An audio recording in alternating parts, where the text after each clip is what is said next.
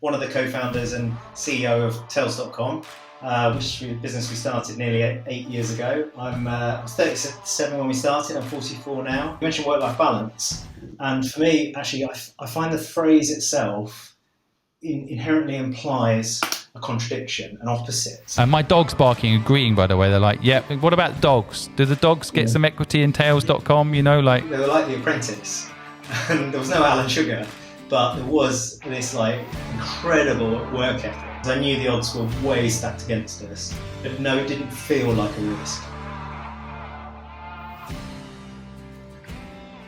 So welcome, James, to the podcast. It's wonderful to have you here. I wonder if you could start off by just telling our audience a little bit about you and Tails.com. Sure, yeah. Hi, Simon. Great to be here. Thank you for inviting me. So I'm here, I guess, because I'm one of the co-founders and CEO of Tails.com, which is a business we started nearly 8 years ago. I was 37 when we started. I'm 44 now.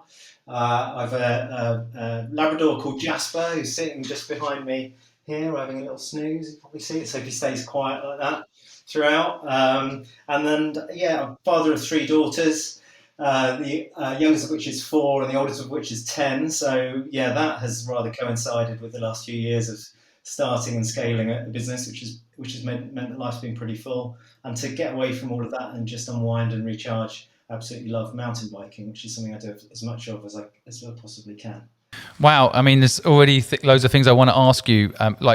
Definitely, I guess a lot of my audience they have kids, and the idea of starting a business just sounds insane. So you had. I'm going to just quickly do the maths here. You know, when you started the business in 2013, your son was 1 or 2 years old, right? The youngest then would have been about 2, and then and there was a third. That was will we, won't we? I suppose probably at that point. So it was pretty tough. Yeah, that's. I mean, it's not easy building a business at the best of times, right? But of course, then you have that struggle of wanting to spend time with the family, and of course with your children, but also working. How did you manage to combine that work-life balance mystery we always talk about? A couple of things. First and foremost, it's not that I managed to combine it. It's about having a supportive partner. So in this case, my wife. And if it wasn't for her, there's no way I would have been able to play the part that I have at Tails.com, and certainly our kids would not have had the the early start in life, the quality of early start in life that they have. So we've worked really well, I think, from a team point of view. It sounds much easier in that aspect. I've never really described it like that, but it is. And I've been able to go and build something and create something with my colleagues at Tails.com, and she's definitely done the heavy lifting at home. So that's a big part of it, having a supportive partner. Second, who also believes in and is almost as passionate as I am about what we're setting out to build on the business side of it, and that's still the case, which is great. On the other side of it, you mentioned work-life balance, and for me, actually, I find the phrase itself inherently implies a contradiction, an opposite. It's balancing 2 opposites, as if work and life are 2 different things that need to be held in balance. And I think the healthiest possible way to think about it is that it's life. And you're trying to make sure you've got the right mix of different things in life that's fulfilling, and that mix will be different for different people. And work can be 80% of your life, and that's still in balance, and that is still good. It just depends about who you are, what matters to you, and what stage in life you're at, and who you've got around you. So for me, trying a healthy work-life balance actually starts with trying to be in a mindset that I'm not trying to balance anything. There isn't a yin and a yang, and too much of one means too little of the other. I'm just trying to make sure that whatever I'm doing in life, there's enough variety and change and things that excite me and energize me that I go into the next part of life carrying that energy so that I can be better at that as well. And that's so I think, and for me, that's the secret about it. It's maintaining energy. I love it, and good message. Couldn't agree more as well. I always describe the work-life balance conversation as basically 1 week you might be obsessed with the business, and 1 week you might have time, therefore, because you were obsessed the previous week about business, to have more time with the family. And so there's swings and roundabouts, right? And I think that those that try to give themselves this work-life balance perfection will go insane, especially if you're an entrepreneur. And having the right partner in life is also a really important message. I mean, it's for me, it's as important as the co-founder relationship, for example. You've got to have have a supportive partner, and I think that's crucial. I often tell people that I personally think I'm successful today because of my partner. There's no doubt I would not be successful without her. So I can relate to your message. I really can. Well, take us back to how the business started. Again, a lot of our listeners dream of starting a business, and tell us how it happened. I can see, looking back at your impressive history, you were head of supply chain operations at Innocent Drinks, which is a great company, and you gave up, well, clearly a great company and a great job to go and start this business. So tell us how it happened. How did it play out?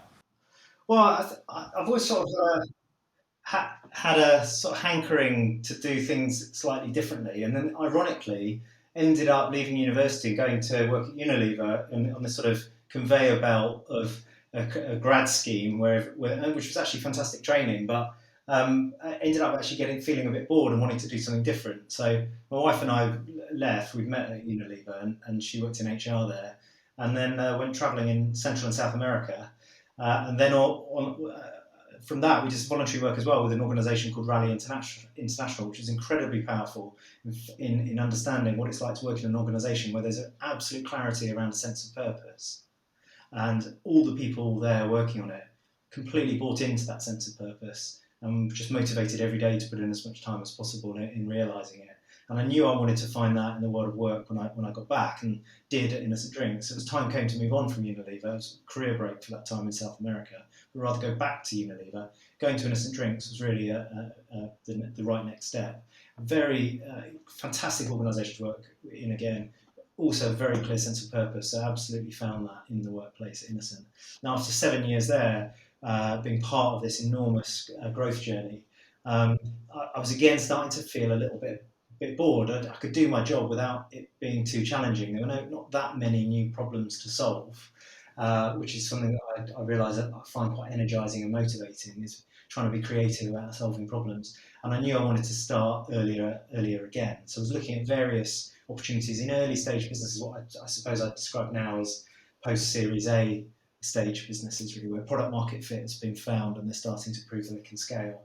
And then a chap called Graham, who I'd known for a few years, and he was one of the early founders of a couple of other very successful businesses, got in touch with me and said, well, I've met this guy, Joe, who's a vet, and he's got this idea for this tailored food that's unique to each dog, that evolves and changes as the dog ages, and that we think we can produce it for about the same cost as people are paying for standard one-size-fits-all dog food. Why don't you come and meet Joe and see if you want to come on board? That was in late summer 2013. And when I met Graham, and I had always got on well, never actually worked together, but then when I met Joe, we hit it off. I totally bought into the idea and what it was about, how it would be better for dogs, but crucially better for owners, but really hard to do. Nobody was doing that level of customization at mainstream prices. So I just thought it was a fantastic opportunity because we could deliver a game-changing product to consumers. We could solve problems that would be a barrier to entry for others to do it at the pricing we thought we could achieve. And I'd be doing it alongside people that I would enjoy working with. And funnily enough, those three principles of a customer's going to like it, is it going to be stimulating and challenging and hard to do, and are you going to do it with people that you like and want to work with, are three of the most important principles, I think, for in joining any sort of business or venture, whether you're starting it or moving into a bigger company. So that's really how a bit about how Tails.com started, and certainly from my perspective and my journey into it. So Graham introduces you to Joe, and you and Joe kind of hit it off, and then you buy into the model, and then what happens? What's the next step to make a business like that happen? Well, the next step was bringing the other people, and Graham in particular was already well underway with this, and I was one of those people, bringing in the other people to be able to get the business started and the skills that we would need. And actually, one of the biggest challenges with Tails.com and our business model is how complicated it is. We needed to have quite deep expertise in so many areas, so animal nutrition, software side, especially back in 2013, the off-the-shelf platforms for e-commerce were pretty much limited to just pretty standard e-commerce. There was only the beginnings of decent subscription platforms, but not for a product where every single person got essentially a different SKU of an infinite range of SKUs, which is the way that our physical product, the food, it works. So even the subscription platform, the front-end website, needed to be built from scratch. We were building a manufacturing base ourselves, so quite vertically integrated as a business, which is part of the way that we can make the margin work, but also the defensibility of our model. And so we needed to build factory operations software and equipment and machines to do that. So there's that side of it. And actually, dog food is a little bit like the baby food category, and it's a really, really high trust product. It's quite difficult as a new brand, particularly in our case as a new business model as well, to win that trust. So having the skills to be able to build a brand and build that relationship, the right type of relationship between your brand and the consumers from the start was important. So there were 8 of us who came together to start Tails.com, and in those first few weeks and months when I joined them in end of October 13, it was about finishing building out that co-founding team at the start. Did it feel like a big risk? Or was there kind of safety in numbers having a team like that? Yes and no. So logically, it seemed like a big risk because I knew the odds were way stacked against us. But no, it didn't feel like a risk because I totally believed in the idea and the proposition. And as the idea developed into the full proposition, totally believed it would be a better way for people to feed their dogs, and that customer demand would be genuine and large. I really had confidence in the people that I was alongside.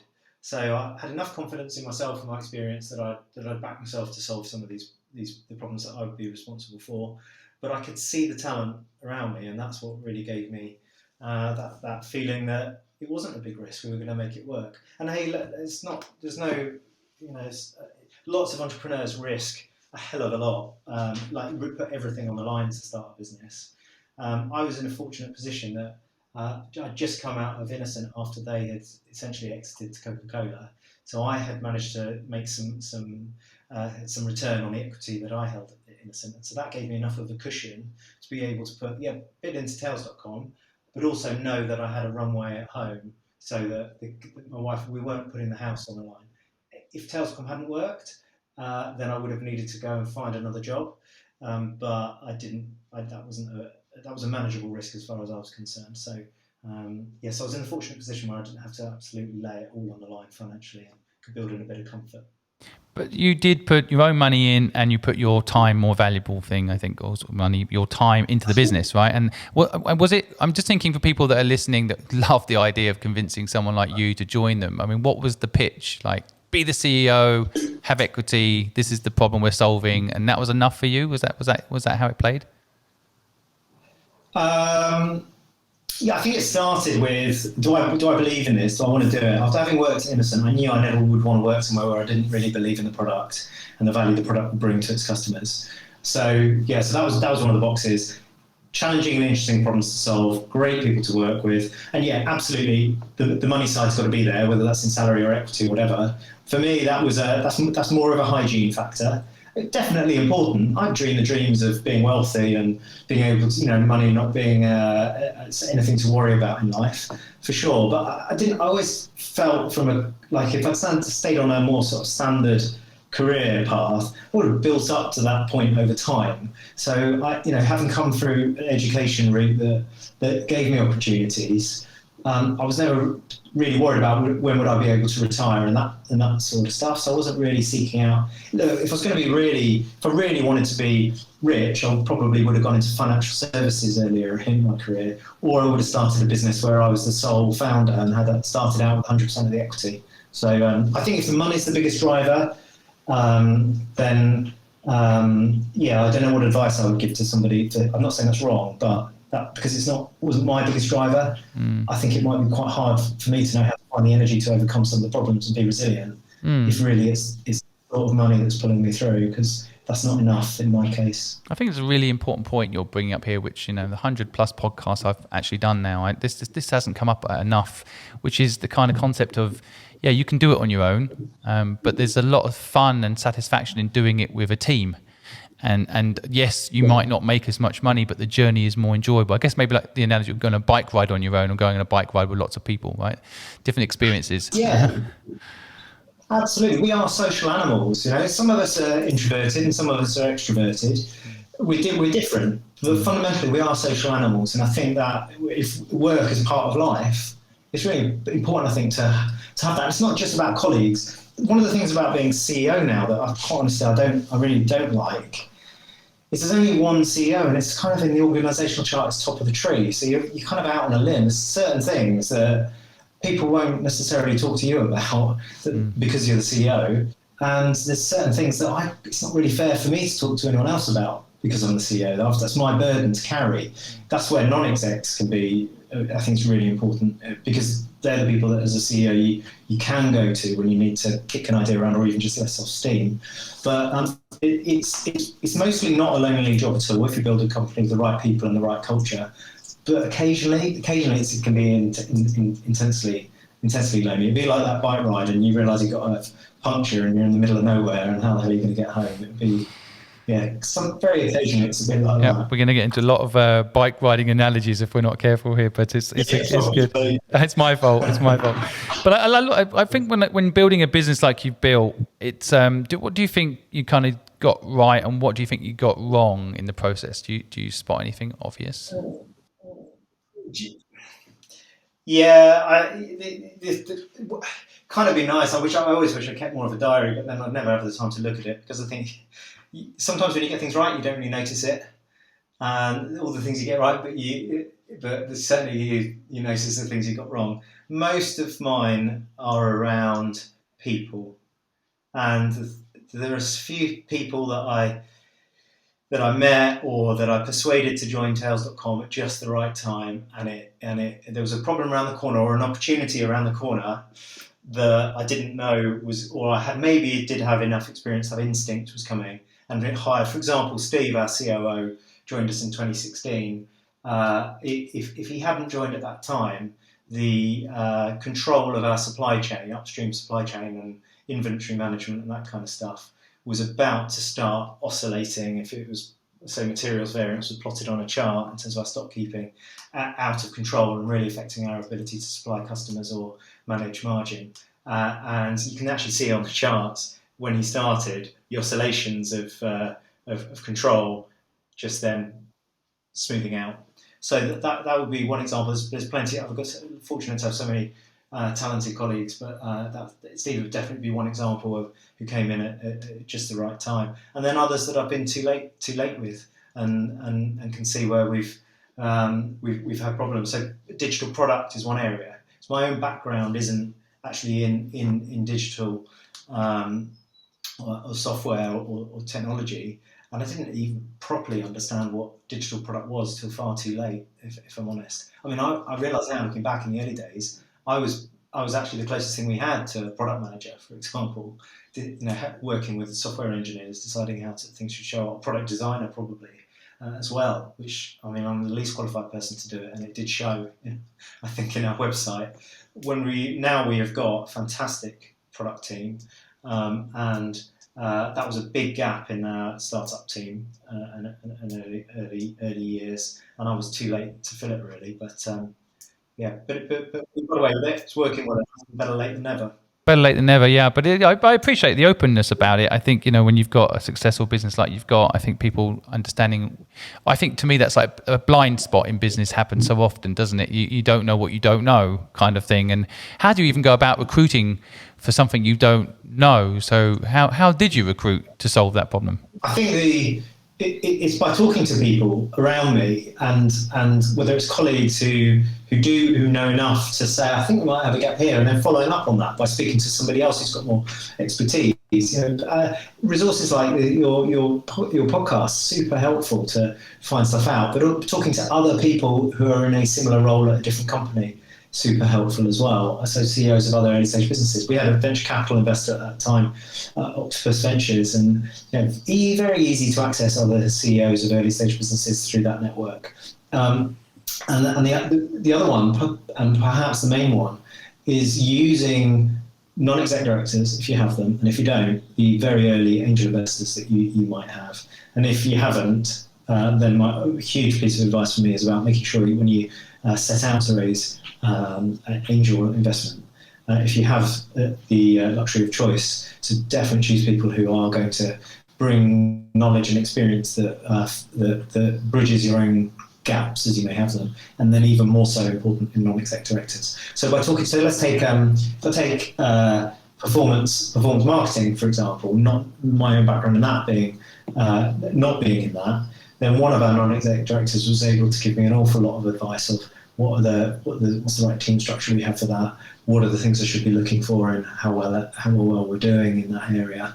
And then when the time came to hire into those roles, he could play a role in interviewing candidates, for example, and supporting me on that side of things. So I might have the skills and experience to bring someone in who's going to be great for their problem-solving abilities, for their management capabilities, for their personal values and ways of working. When it comes to the craft skill, then at least half the roles at Tails.com, I really wouldn't know how to test if someone's a great product designer or not. So you've got to have the other people who are prepared to just help you out and support with finding those great people once they've helped. I think again, there's so many important points I want to make sure my audience don't miss. I think the being selective about your angel investors and being selective, very careful about the non-exec directors you bring on board who can bring values or skills and value that you don't necessarily have. That's a good way of, I guess, also not having to. I built a digital agency, for example, and I didn't know when I was building the digital agency much about digital. So someone told me they knew digital. I just hired them, and it took me maybe 6 months to realize they didn't know that much. They just knew a little bit more than me. And if I followed your advice that you're talking about here, and the investors or directors that I brought in knew that stuff, then I could have leaned on them to hire those people or help me hire those people at least. So a lot of big mistakes can be avoided by getting that skill set in who's perhaps involved or impartial. And so really good advice. I know as well, just reading the history of the business, that Graham and Joe have since left the business. How did that play out? I mean, of course, it was Joe's original idea, right? It was TV vet expert kind of concept. So did it not matter? Was it the right time? How does it play out when perhaps founders of businesses move on? Well, I think one thing that's true in any startup and certainly scale up is that it's constant change on pretty much every dimension, and hopefully that's because of growth. But there's always new people. We've always had since we found product market fit in early 2015 and started scaling. There's always been a significant proportion of relatively new people that has meant the business is always different, culturally changing, ways of working changing, processes changing. So in the very early days, when Joe moved on and then Graham, that was a lot of change and a lot of turbulence, but actually was quite normal.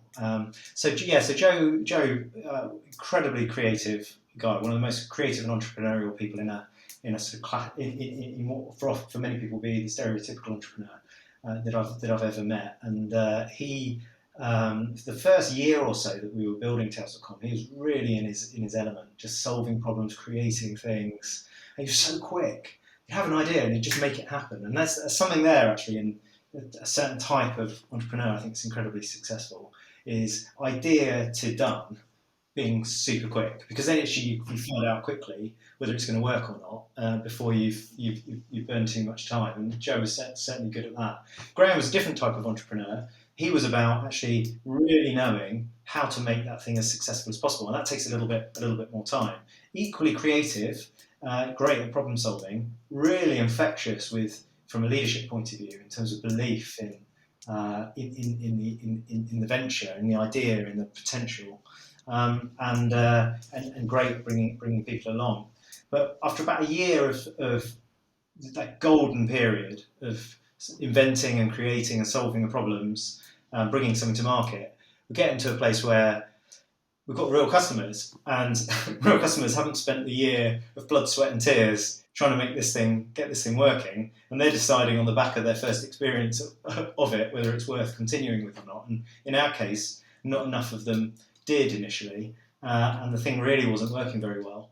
And I've often described this period as like running back-to-back marathons. So you think you're getting close to your launch date, then you realise it's a false horizon because you're nowhere near ready, and it pushes back, and it's actually another marathon. You sort of finally do launch, you're collapsing over the line, and someone taps you on the shoulder and says, "You've got another one to run, mate," and it just keeps going, and that was certainly the case. So we got across the finish line of launch, not got product market fit, And it's another point maybe about choosing the right investors. That's hard enough to find the resilience to keep going. But when also there are people who are close to you, friends and family, investors you rely on, and some of the friends and family perhaps have put money in there that you really don't want them to lose. That's an added pressure that's really tough. There's something about there's so much value in when you have the right investors, but also being able to afford and accepting they might lose everything they put in, because you can't carry that burden as well as the burden of trying to get business to work. And at the time it was incredibly painful, I think, looking back for Graham having to do that. But fortunately at that time, I was in the somewhat what I think it thought then was about the best job in the business. Really, I was like the number two. I was the COO, and I meant I had enough reward, plenty of influence, a seat at the table. We're going. He and I doing a lot of the late nights, figuring out how we're going to solve this. We got on well, but ultimately, I didn't have the sleepless nights, the loneliness. Those moments of loneliness were really for Graham, and I knew that. But when the time came to decide, am I supportive of us closing this business, or do I think that it's something worth fighting for to keep going, then the latter prevailed. And that's the first moment as well, actually, where one of the first conversations I had about that was with my wife, to say, look, if I offered to step up at this point, then life's probably going to change. Ultimately, it might change for the better, but in the short term, it's going to be harder. It's going to be much more taxing again on me. It was already, we've been running back-to-back marathons, business marathons. And it was definitely a joint decision to offer to step up. So I did, and we had the board meeting where we were either going to vote, the directors would vote to close the business or continue. We voted the board couldn't make a decision actually, so we go to the top 25 out of over 100 investors and decide get their inputs whether they wanted to continue or not. And 24 out of the 25 voted to carry on, and that was November 2015. And that's when I took over as CEO, thinking at the time, I hope I can do this just for long enough, and I'm good enough to do it for long enough to get it on the right track, and then we can find a more appropriate CEO. But sort of 7 or so years later, I'm still here, and it's gone pretty well. So that's the big story for us anyway at Tails.com of how we came right to the edge and survived. Trying to not do dog analogies here, but dog wagging the tail wagging the dog. Like, does the money lead the decision? Does the decision get led by the management team? Does the customers decide whether you stay in business or not? Does the market decide? It's an absolutely fascinating insight, by the way, and I want to thank you for sharing it, because I don't think those stories are told enough. I think what people see is you started this business and it's done really well, and they don't understand how close every business probably comes at some point to closure, and how one person believing in it can make all the difference, right? That one last pitch, that one last push, that one last person stepping up can save a business. It can. With us, it started with one person believing in it, which was me. But to be fair, that was only because, in terms of the wider management team, I was the only person that Graham shared that with, and pretty soon afterwards, we would not have carried on at that point if it was just me. It was actually the other people as well who were part of that co-founding team who also believed, as I did, that it could work. And actually, the next few weeks before that shareholder meeting, where there was this sort of show of hands of the precipice, those few weeks they were like The Apprentice, and there was no Alan Sugar, but there was this incredible work ethic. It was without the backbiting and the politics. It was incredibly positive. Probably the most buzzing, fulfilling, scary, anxious, but driven period of my whole life. And my colleagues from that period would say it too. And it really set us on a course culturally as a team. But it is still in our DNA at Tails.com today. Now, from those sort of 13 of us then, over 300 of us now, that event was so powerful. It still shapes our culture and who we are today, because we haven't lost sight of it. In fact, our values, our people values, the 4 of them we wrote down, 3 out of the 4 stem from that period and what we learned about how good we can be when we're in that state of togetherness and purpose driven and so on. So yeah, so although I was kind of had the opportunity, the privilege to sort of spearhead that and be that person, if there was nothing but no one behind me, no one standing with me and supporting and playing their role, it definitely wouldn't have happened. And I think, I mean, I just want to say again, actually, because it's something I do talk about. I don't talk about a lot because it's, but I talk about the team. But I think it's really important for good, as you say, for your listeners to hear. It's not all roses necessarily. There are challenges, and I think what's true in the Tails.com story is everybody who made a decision at any point in that, whether it was what I felt about the business and more to the point what Graham felt about the business, they were making what they felt was the right decision based on the facts and the information at the time. And I think actually it could have gone very differently. Right? If we hadn't made a success of Tails.com, investors would have lost all their money. And Graham, he would have been right. The job of a CEO and the job of a board is to protect the interests of shareholders. Now, I believe the way to do that is through having and engaging and motivating a great team who look after customers, and the shareholder value will follow. But it's easy to say that when it's going well, which it has been at Tails.com since early 2015. In those really dark moments where you really think it's not going to work and you're going to lose your investors' money, you have to make a decision. And sometimes even the braver decision is to decide not to plough on, and now's the time to stop. So whilst circumstances have shown that in that particular case I was right, I think actually in Graham's case there was a lot of courage and bravery there to make that to make that tougher decision. That's also putting your ego and your pride on the line to say it's not working well enough. We need to stop. Well, this insight is something, again, I just don't hear talked about enough. And I think it's such an important one. I think personally, that's why I find it very hard to take investment in businesses these days, because you end up making decisions that are around like not wanting to let those people down and you wanting them to not lose their money. But let's face it, if you're going to invest in a business, if you invest in anything, you've got to accept that you might lose your money. But I never wanted to lose money of friends. And so that balance of like, yes, the business might work.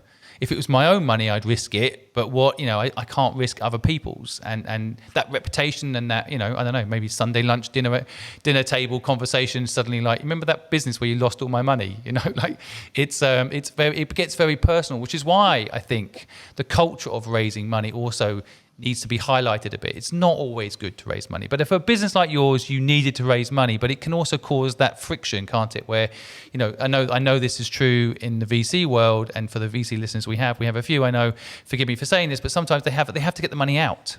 Right, there's a 4-year vest, 4-year out cycle. It's just the way their funds work. So sometimes that can conflict with the business need to, build up customer relationship and invest in that relationship regardless of profit over time. And then eventually you have a loyal client, right?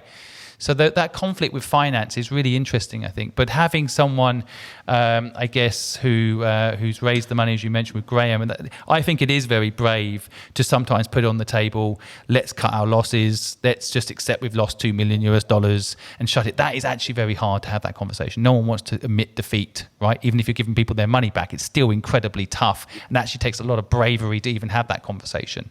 But I'm happy personally that you pushed through and made it happen, because my dogs loved your product, and I think you probably helped a lot of pet owners and their pets live longer and so on. So I'm glad you pushed through and managed to get 25 people on your investment board to say yes. So on a personal level, I'm thankful. But as an entrepreneurial story, it really it is also very important to highlight these moments, because I think it also can teach people about their structure in the early days, and it can teach people about values, and it can also teach them how important it is to bring a good CEO in. But when you stepped up, I just wanted to be a fly on the wall at home. Was it an easy conversation to have with your wife? Was it simply like, oh look, I trust you. If you think it's a good business, go ahead. Or was it a tough conversation to have that step up concept? No, I think it lasted about 5 minutes. I remember sitting on the sofa explaining what had just happened, and saying actually at that point I knew that Graham was in a tough spot. There was lots of shit going on, and Joe leaving and all the rest of it. And I actually felt like probably I'll offer to step up for a few weeks, for a few months, just while he gets his head straight, and then we'll figure it out. So I actually at that point more expected it would be temporary, but still we needed to have the conversation. I remember very clearly she just said to me, well, look, you totally believe in this business. I see how much you believe that it can work. You can't give up now. The other thing your story highlights. Oh, I'm sorry. It's a bit of a delay there. I've cut across you. I think the other thing that this story highlights that I want my audience listening to pick up on is someone can fall in love with your idea. A lot of people will say, oh, my idea, no one's going to love my idea as much as me, right? That's not true. When I listen to you, I feel like you fell in love with this idea more than Joe and Graham did by the end of it, in a way, like you. And so that hiring someone that can fall in love with your idea is possible. You're proof of it. Is it fair to say that? For sure. Yeah, for sure. I mean, Joe, I don't know. Graham would say himself, and that was part of the challenge when he was reflecting on it, was because he's not a dog person. He likes dogs, but he's not a dog person in the way that he's owned a dog. At that point, he used to joke that he'd never even fed a dog before.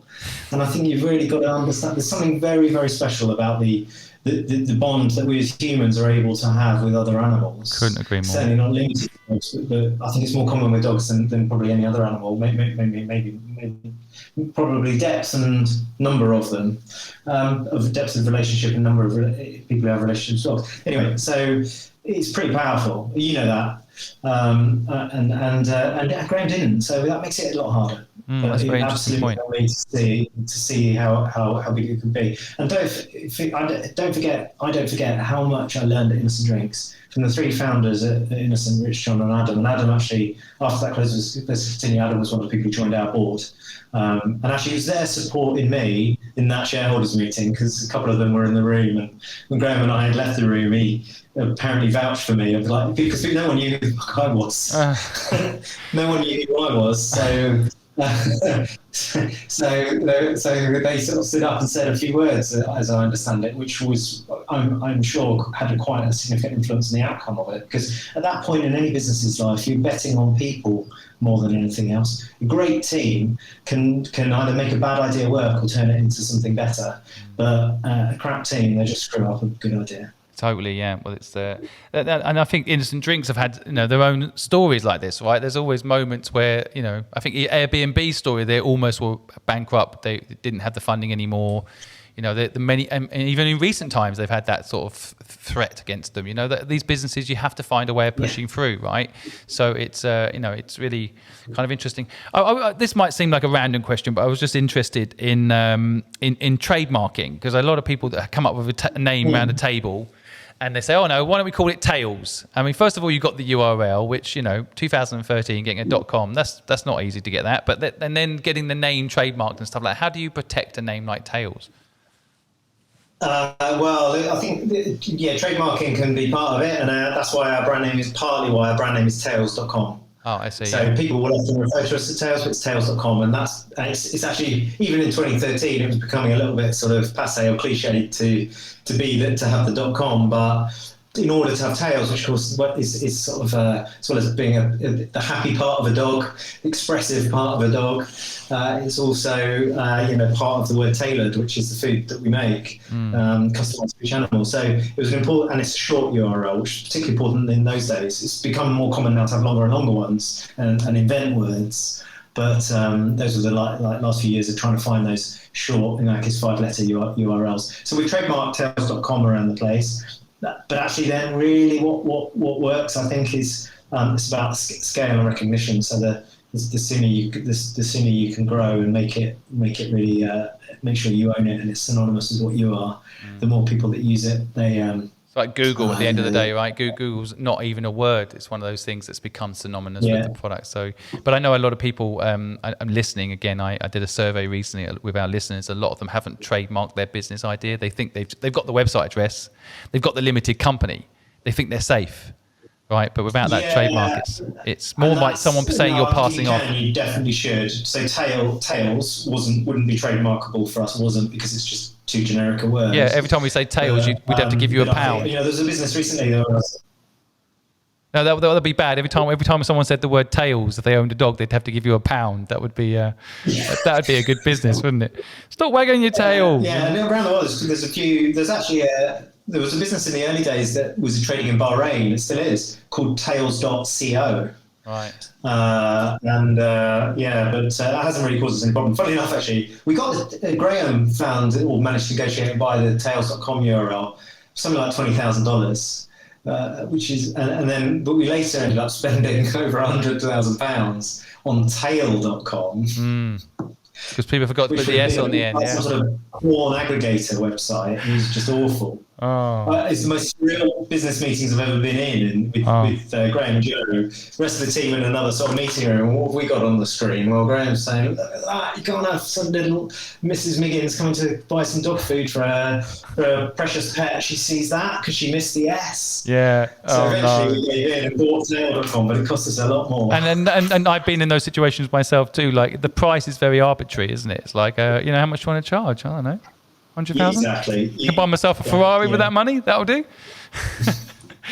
It's it's an important point actually, and it's something I think when people are starting businesses, they don't give enough consideration to. Considering actually trademark itself is only about, in the UK, to trademark in the UK, which is good trademark where you operate, it's about £250. You can do it online, but it also stops. It's not about you suing other people. It's also about them not pretending to be you, right? Especially I think with products like yours, where you don't want people passing themselves off as your product, right? So it's pretty important.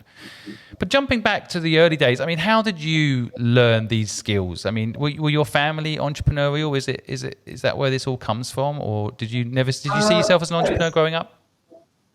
Not my immediate family, but actually my grandfather, on my father's side, he was a farmer and then a farmer's merchant in Northern Ireland. He died before I was born, and I later learned, some really weird coincidences, that he used to mix together different cattle feeds to create a blend that was would suit the needs of a particular farmer's herd of cattle. That's exactly what we do at Tails.com. We blend together different kibbles to make a blend that's right for that particular dog.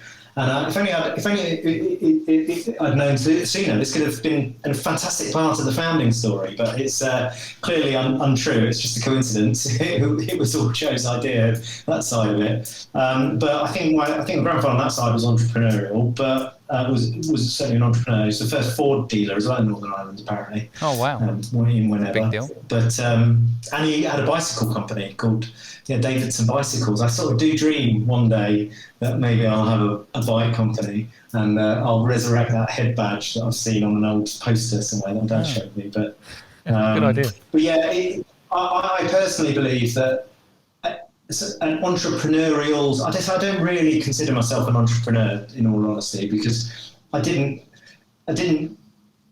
this hankering to finish university and get out. I didn't want to do a master's. I did a bachelor's with a year in industry because I wanted to get into the world of work, the world of business. And I joined Unilever for the training, and it was fantastic. And I learned so much about myself, about other people, what makes us tick, and some of the fundamentals around management and leadership in particular that stood me in incredible standing and helped. But I got bored because of this entrepreneurial streak. I wanted to be more doing stuff and making things happen, and that idea to action that Joe's so good at. Being able to do that a bit more rather than the big sort of treacle of the large organisation. And on Raleigh International, which was absolutely transformational for me personally in terms of my trajectory in life, that was unlock of I can take risks, I can do what I want, and leaving the comfort of the large multinational that I liked, Unilever, joining Innocent. Well, then I was just immersed in entrepreneurialism. Whether it was the three founders, true entrepreneurs, all of them, but they hired so many entrepreneurial people, and it was and I was like, it just opened my eyes to different ways of thinking, different ways of doing. I've always learned most from the people that I'm around, and never more so, I think, really than at Innocent Drinks. Mm-hmm. So that meant. And then when I left Innocent after 7 years, and I remember working with Graham and Joe in a flat in Richmond, in Kingston, opposite John Lewis, on the river there where we started. I just remember just having these moments of thinking, this is the best time I've ever had, at work. This is just brilliant. This inventing and creating. And I think what's entrepreneurial in me is a blend of enjoying doing something new, idea to action, and the commercial side of it. And I think there's lots of different types of entrepreneurs and entrepreneurial people, but that's my blend.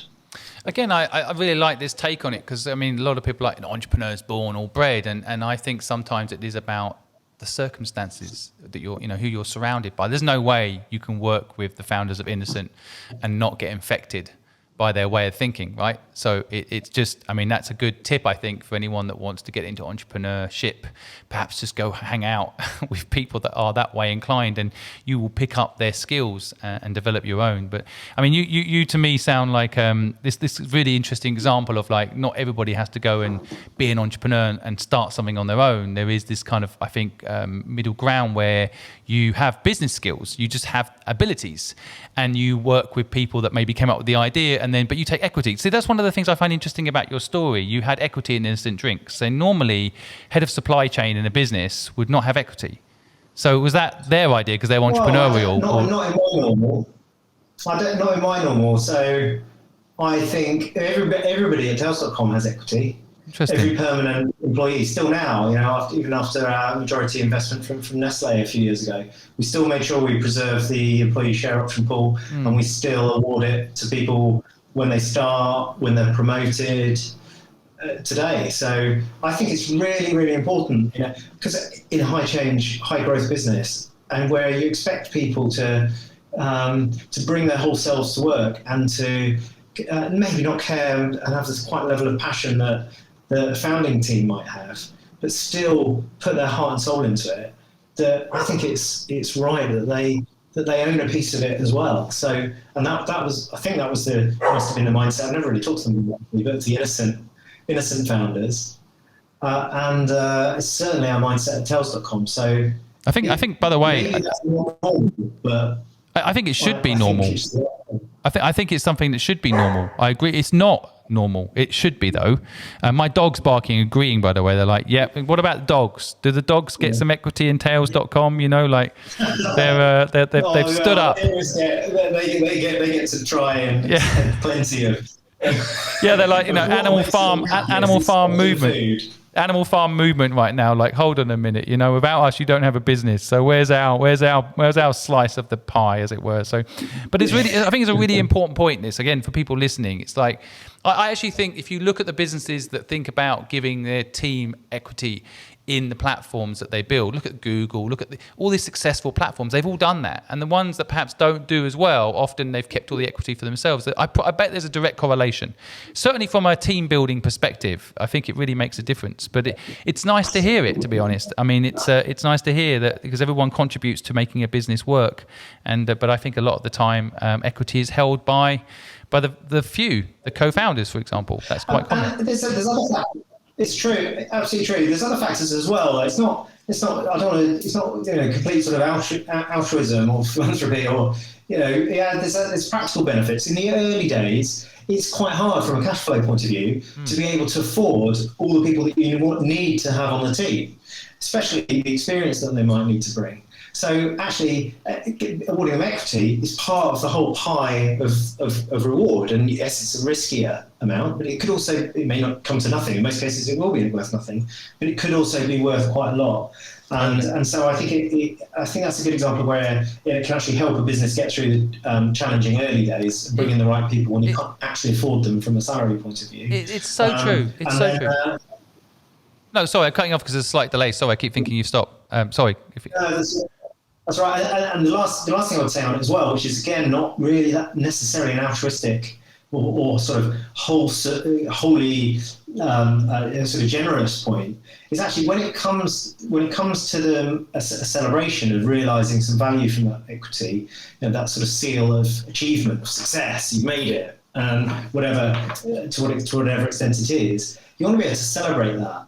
And in my mind, it's so much more fun to celebrate that with the colleagues who have been, putting everything in it alongside me along the way, knowing that they've also shared in that, than it would be to throw a massive party. But there will always to be this kind of bit of a distance, because actually there's been some pot of gold that some people have had a bit of and others haven't, and it will just, that I think can be incredibly damaging to culture and relationships. So I think it's so many reasons why it's important that it can be important that everybody shares in it, and in that case, it's think about the party at the end. Totally. You don't want to be the only one buying all the beers, maybe. Yeah, and then think about kind of the butterfly effect of like the Innocent Drinks folks having the right mindset, and that gives you upside in the success of the business you helped build for 7 years, and then you take that money and you go on to do something else that's good for the world. Yeah, So great point. it's that I love that, and I think the other thing, I mean, a lot of people, I mean, we speak on the Purposeful Project to maybe 20, 25 entrepreneurs one-on-one every week, and a lot of the time people can't start businesses because they don't have money. And actually, if equity is so valuable, if you can have if you can convince someone that equity is going to be worth more than the salary, you can actually start. I have started a business by simply giving someone equity, and they've said, look, that's fine. I'll work for 6 months for that equity, and then once the business starts working, then I'll take salary. So you can actually start a business with no money on the basis of what the business could be worth, and so it's a good hack. Actually, I want to say, I'm not sure I like the word anymore, but it's a good hack as well for people that don't have money, to leverage equity if you can. And again, to your point, a lot of people say, oh, keep all the equity for yourself. Well, sure, there will be a very different type of party at the end, if there is one at all, right? Yeah. Enjoy that party, sort of on your own. On your own, riding your bike with your puncher. Good luck with that. But yeah. So do you think? I mean, on the entrepreneurial process, I mean, just conscious of time, and I know we only have you for an hour, and so just conscious when you're looking now at the business, and I was kind of fascinated by the fact that you guys had got investment from Nestle. And I think this might be a lesson in here that I want the audience to pick up on. I would say when I first see that company, you think, oh, it's a competitor potentially to what you're doing. And so a lot of people are fearful to go and talk to someone like Nestle and get them as an investor because, I might copy our idea. And so, but yes. My experience has been the opposite. Personally, and I feel like because you've taken Tesla as an investor, yours must be too. But a lot of the time, these companies need innovative, new cultured, focused businesses like yours to come into the fold as opposed to try and copy you. So how did you feel about that relationship? And I know it's sensitive because they're now your investor, but just interested in your view. Good points, interesting observations, and it built for over time. Our relationship with Nestle, and you're absolutely right. We did see them as a potential competitor. It was May 2016 that we first met them. They invested we started that investment around September 17, but closed at April 18. And in that first meeting, Mel, our CFO, another person I work with at Innocent as well, actually, she's just awesome. And we went to that meeting. We were remembering the stories from Innocent days of when the Innocent fans had a meeting with PepsiCo. So the story goes as we remembered it. And the meeting at some point had included the words from PepsiCo of "sell to us or we'll crush you," which is kind of like the worst fear that you were talking about there of what the big companies could theoretically do with their might and their muscle. But perhaps it's not so easy in practice if they don't actually have the skills and abilities and culture to do the type of thing and the type of business model you are. But that meeting we had with Nestle or Purina at the time, back in 2016, we were quite closed and guarded, and we were actually there to learn as much as we could and to recognise that one day they may well be the right investor for us, because ultimately with Innocent and the investment they took from Coca-Cola in the end have been a fantastic and still is success story. That partnership between the small, agile, entrepreneurial business with a different business model and the large corporate who's already incredibly successful in that space, but not necessarily of that new business model, can be incredibly effective, as Innocent and the Coca-Cola company proved. So we had that in mind, that it could be the right thing for Tails.com. And we went to that meeting with that long-term sense and long-term idea, but certainly wary. And when we finished giving a short overview of our business and how we'd come, not sort of giving away anything in terms of a special source and secrets and IP and even customer numbers and revenues and stuff, but we'd given a fairly vanilla overview. And I remember they were just really, this guy called Richard Watson, he's now runs a confectionery business in the UK, I think. And he said, well, you guys are absolutely the benchmark in direct-to-consumer pet food. We think you're doing a fantastic job, and we're really impressed. Would you like to hear a bit about us? So we said yes, and he started then with, well, we believe that life is better with pets, and so our role is to enrich the lives of pets and the people who love them. And we just finished crafting our little purpose statement at that time, which is to improve the lives of dogs and their owners, which is not quite as as nicely wordsmithed, perhaps because we spent nothing on consultants, and they probably spent about 100 grand on that one. Yeah, but and the rest. Yeah. but it's the same thing. It's the same thing. So here we are with people who, reflecting back at us, our values is what we think is important in the character and personality of the type of people we want to have in our business and do business with, and they've set a purpose for their organisation that's so close to ours. And it really was, if there's a sort of cheesy, but you've sort of warmed me up to it now, Simon. We've been talking for an hour. It's, if there's ever a business love at first sight, it kind of was there in that particular moment. The thing is, although nothing came of that for ages, I'd meet up with them quarterly. Then Richard moved on, handed over to his successor Callum. And Callum, in the end, played a key role in spearheading Nestlé's investment in us, which was a way early stage for Nestlé. They've made more and more early stage investments since, but that was so early for them. There was a lot of resistance internally for them to persuade and to believe in us enough to get through. And I remember being pretty impressed actually with how they managed to swing that deal through at that time. And the key thing as to why it worked was that direction of what we're here for, what the business is about. They got it, and it was aligned to theirs. They were good people that we would be working with, and they believed as strongly as we did that what we were good at was different to the things that they were good at, and the way that we would stay good at those things was by staying as separate as possible. And now, 3 years after they invested, we're just as separate as ever. I have more autonomy than I had with venture capital and angel investors in the early days, and much more straightforward access to funding than future funding rounds would have been. But still, the oversight where they as investors can see that the investments they're making and the autonomy that they're continuing to, and well, actually our investment agreement so specifies, but that they've taken the risk on giving was the right plan, because the numbers are in a direction where they were incredibly, they made all the right decisions those years ago. So it was a roadmap set a very successful worked example between Innocent and Coca-Cola was our inspiration and our version 1 of the roadmap. Our relationship with Nestlé for us is version 2, and it's worked incredibly well. Again, I think this isn't talked about enough as far as building a business is concerned. Okay, raising money is talked about quite a bit, I guess, and bootstrapping is talked about a lot.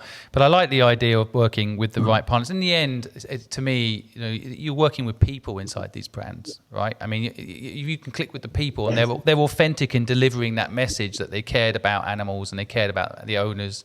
They cared about the same things that you cared about. Then after that, once you have a common purpose, then everything else is just paperwork, isn't it?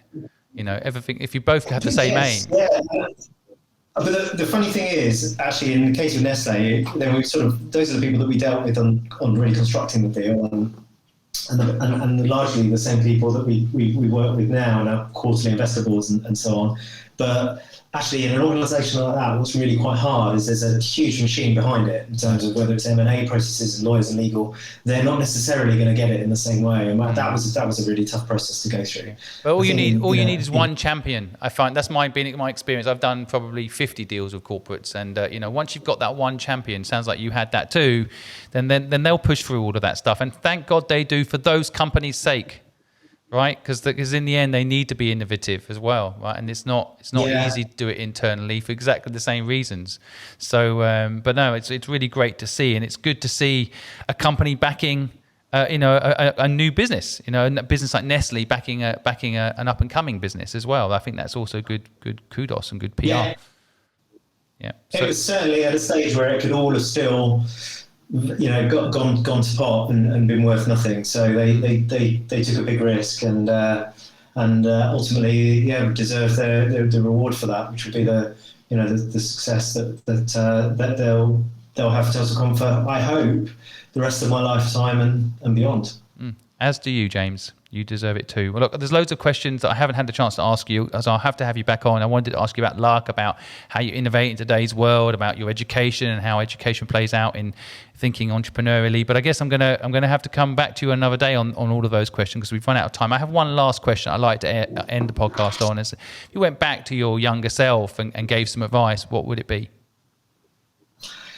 Oh my God, so many things I'd love to go back and tell myself. I think the fundamental thing when I think about this is to actually try and live in the moment a bit more and enjoy the moment. Like chill out, basically. Enjoy the moment. Don't get too concerned about how you're going to shape the future to be what you want it to be, dream it to be.